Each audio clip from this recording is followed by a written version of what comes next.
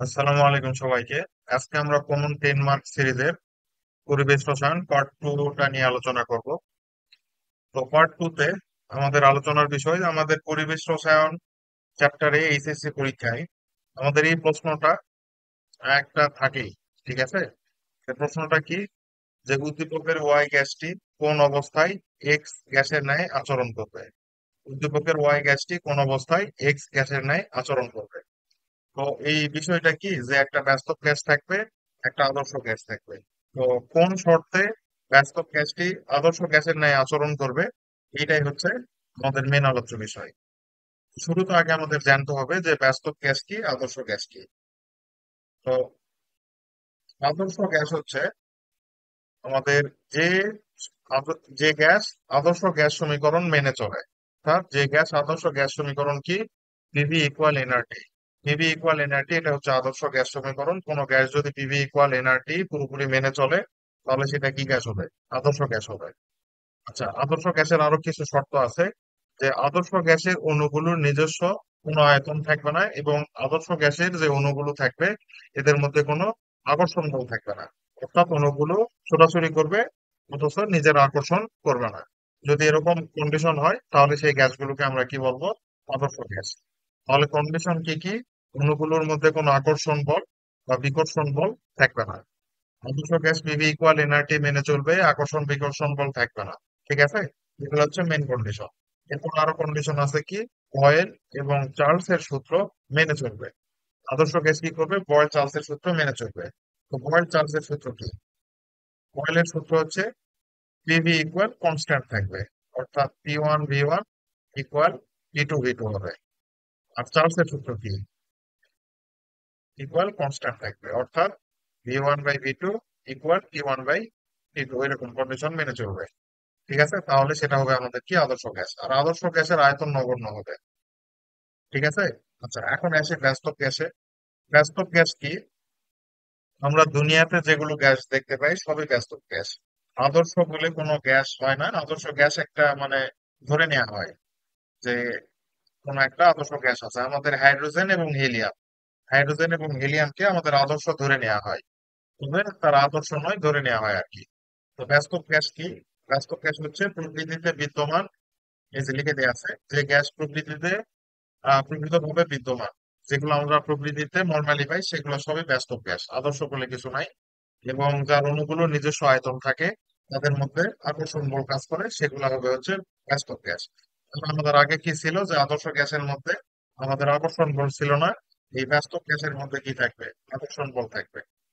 আগে কি ছিল, এদের মধ্যে আয়তন নেই বললেই চলে। এই যে আয়তন নেই বললে চলে, যে বাস্তব গ্যাসের ক্ষেত্রে নির্দিষ্ট আয়তন থাকবে।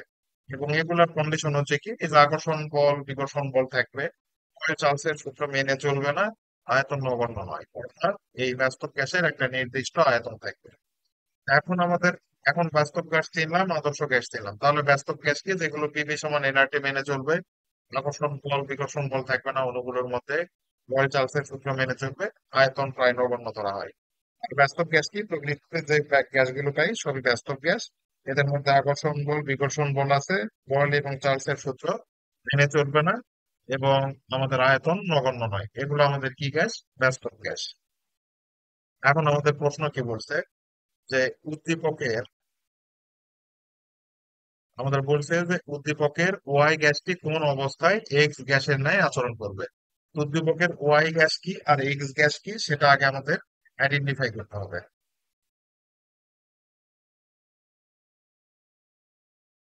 তো এখানে যে ওয়াই গ্যাসটা আছে এবং এক্স গ্যাসটা আছে, কোনটা আদর্শ গ্যাস হবে, কোনটা বাস্তব গ্যাস হবে।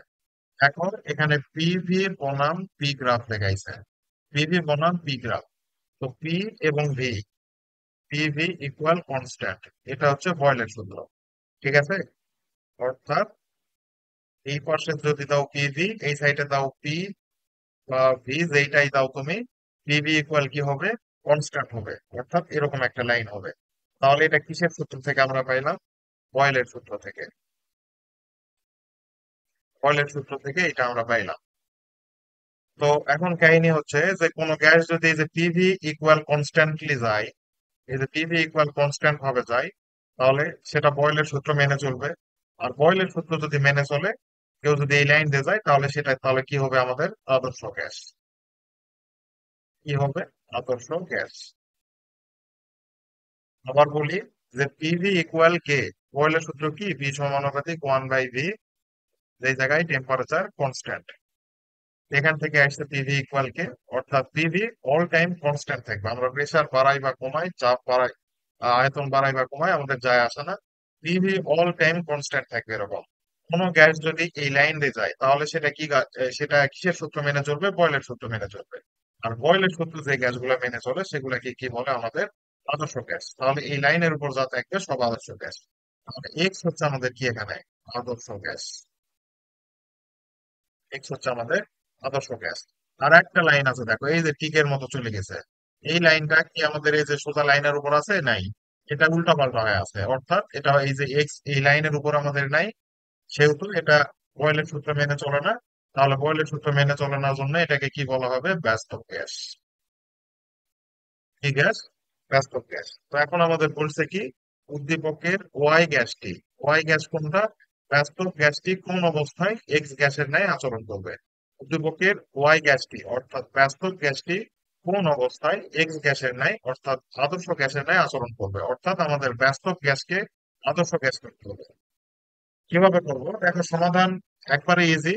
তো আমি সমাধানটা করে দিই, পরে আমি ডিটেলস বাস্তব এবং আদর্শ গ্যাস এটা নিয়ে আলোচনা করতেছি এই ভিডিওতে শেষে। আগে শুরুতে আমি সলিউশনটা দিয়ে দিই, পরে কেন হয় ডিটেলস আলোচনা করতেছি।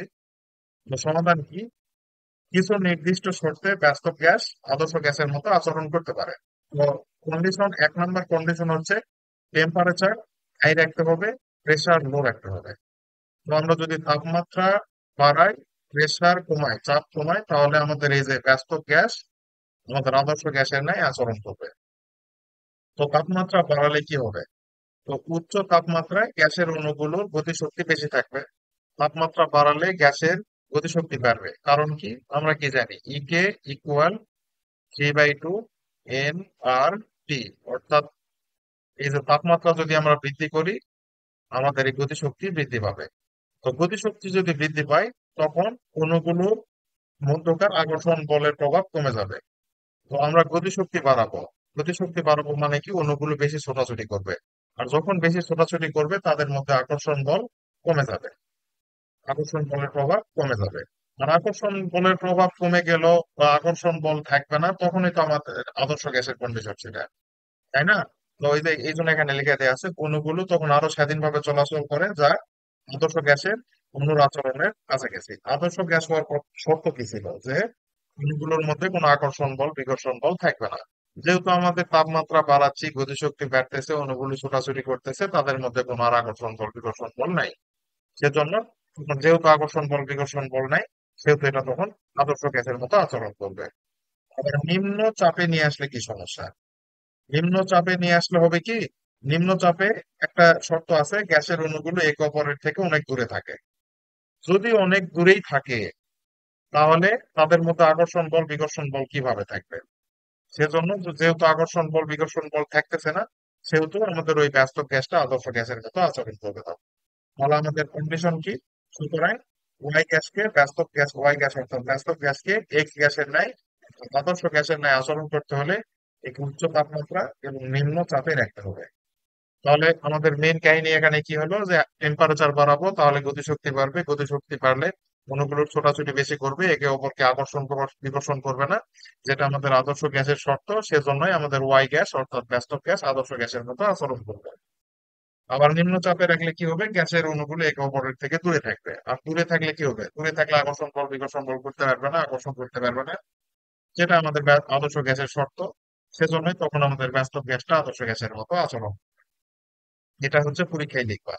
এখন তোমাদের টেস্ট পেপারে আহ, এক একজন এক এক ভাবে ব্যাখ্যা করছে, অনেক বড়, তোমরা বুঝতে পারো না, ঠিক আছে? তো এটা হচ্ছে সহজ ব্যাখ্যা, পরীক্ষায় আসলে এটা লিখবা। তো এখন আদর্শ গ্যাস এবং বাস্তব গ্যাস নিয়ে অনেক কথা আছে। আদর্শ গ্যাস এবং বাস্তব গ্যাস, যাদের যাদের মানে একটু বেশি জানার দরকার তারা দেখো, যাদের জানার দরকার নাই বেশি, তারা লিভ নিতে পারো এখন। তো ভিডিওটা কেমন লাগছে অবশ্যই কমেন্টে জানাও, ফিডব্যাক জানাও যে কোনো উপকৃত হয়েছে কিনা। পরবর্তী থেকে ইমপ্রুভের চেষ্টা করবো তাহলে। তো এটা যদি হয় আমাদের বাস্তব গ্যাস, বাস্তব গ্যাস এখানে একটা আছে, সেটা ধরে নাও আমাদের আদর্শ গ্যাস।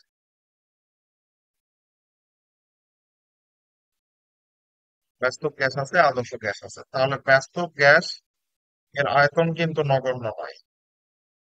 আয়তন নগণ্য নয়, অর্থাৎ আয়তন আছে। তাহলে এর যদি আয়তন থাকে, আচ্ছা, এই বাস্তব গ্যাস আমাদের কিন্তু পিভি ইকুয়াল এনআরটি মেনে চলে না। বাস্তব গ্যাস মেনে চলে এই ভ্যান ডার ওয়ালস সূত্র, P plus n square a divided by V square, V minus n b equal n R T. এটা মেনে চলে। এটাকে বলা হচ্ছে ভ্যান ডার ওয়ালস সূত্র। ভ্যান ডার ওয়ালস সূত্র। তাহলে আমাদের বাস্তব গ্যাস কি মেনে চলে? এই ভ্যান ডার ওয়ালস সূত্র মেনে চলে। তো বাস্তব গ্যাসের আর আদর্শ গ্যাস কি মেনে চলে? পিভি ইকুয়াল এন আর টি মেনে চলে। তো বাস্তব গ্যাসের আয়তন কি? নগণ্য নয়। তাহলে একটা আয়তন আছে, ধরে নাও এইটুকু আয়তন হলেও তো আছে এই পাত্রের মধ্যে, আছে কিনা? তাহলে এই পাত্রের মধ্যে এতটুকু আয়তন আছে, পুরা পাত্রের আয়তন যদি হয় ভি, আর এই যে এদের যে আয়তন আছে সেটাকে যদি এন পরিমাণ ধরা হয়, প্রতিটা গ্যাস যদি হয় আমাদের বি একটা কনস্ট্যান্ট ভ্যালু, তাহলে আমাদের এন সংখ্যক যদি গ্যাস থাকে বা এন মোল যদি গ্যাস থাকে তাহলে কত হবে? N b. তাহলে আমাদের এই পাত্রের আয়তন তখন কত হবে? ভি মাইনাস পুরাটার থেকে এনবি পরিমাণ যদি বাদ দেয় তাহলে ভি মাইনাস এনবি পরিমাণ আমাদের আয়তন হবে। এই হচ্ছে সেই ভি মাইনাস এনবি। আর p plus n square by a v square লিখলাম কিসের জন্য? এখানে পি এর সাথে একটা এক্সট্রা টার্ম কিসের জন্য যোগ করলাম? আমরা কি জানি যে ব্যস্ত গ্যাসের আকর্ষণ বা বিকর্ষণ বল আছে। তো ধরে নাও এখানে একটা ব্যস্ত গ্যাস আছে, আদর্শ গ্যাস আছে। আদর্শ গ্যাসের তো কোনো আকর্ষণ বিকর্ষণ নাই। আদর্শ গ্যাস এখানে হিট করতে পারবে এই পাত্রের দেয়ালে, হিট করতে পারবে ধরে নাও 100 জুল শক্তি নিয়ে। এটা একটা আদর্শ গ্যাস, পাত্রে হিট করবে কত জুল শক্তি নিয়ে? 100 জুল শক্তি নিয়ে। এর চারপাশে যে আরো অণু আছে এরা কিন্তু একে আকর্ষণ বিকর্ষণ করতেছে না, কারণ কি? আদর্শ গ্যাসের মধ্যে কোনো আকর্ষণ বল বা বিকর্ষণ বল নেই। তো যেহেতু একে কেউ আকর্ষণ বা বিকর্ষণ কিছুই করতেছে না, ও 100 জুল শক্তি নিয়ে পাত্রে আঘাত করতে পারে। এখানে ধরে নাও একটা ব্যস্ত গ্যাস আছে, এর আশেপাশেও অনেক অণু আছে, আছে কিনা? তো এই ধরে নাও এখন এখানে হিট করতে চাচ্ছে। তো যদি হিট করতে চাই, এই পাশের অণুগুলো একে কি আকর্ষণ করবে না?